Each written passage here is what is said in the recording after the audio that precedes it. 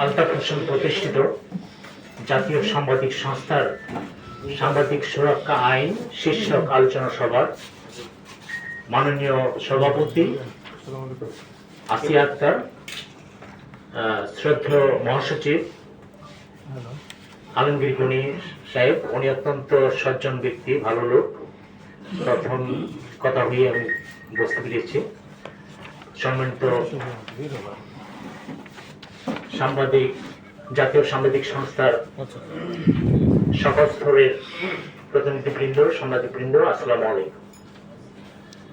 আমি মনে করি যে আপনারা মোহাম্মদ আলতাফ হোসেনকে যথাযথ মর্যাদা দিচ্ছেন, ওনার স্ত্রী এবং ওনার ছেলেকে আপনারা ধরে রেখে। এই জন্য আমি আপনাদেরকে ধন্যবাদ, অভিনন্দন, কৃতজ্ঞতা জানাই।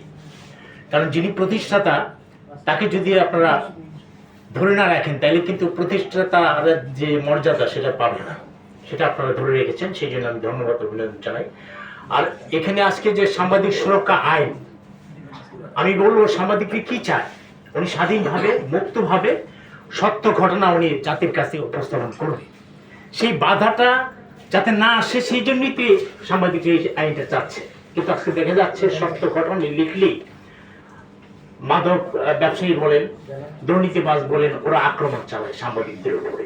এই পর্যন্ত প্রায় 66 জন সাংবাদিক বিগত 17 বছরে নিহত হয়েছে।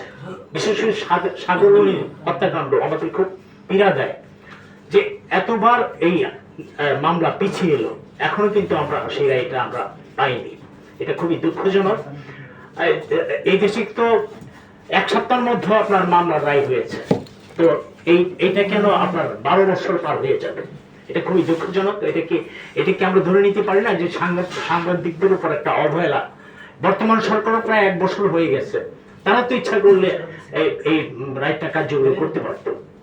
যাই হোক, আমি ধন্যবাদ জানাই এবং আমি মনে করি যে জাতীয় সাংবাদিক সংস্থা বাংলাদেশে একটাই আছে, একটাই থাকবে এবং আপনারা সবাই এগিয়ে যাবেন, এই প্রত্যাশা রাখছি। ধন্যবাদ সবাইকে। আসসালামু আলাইকুম।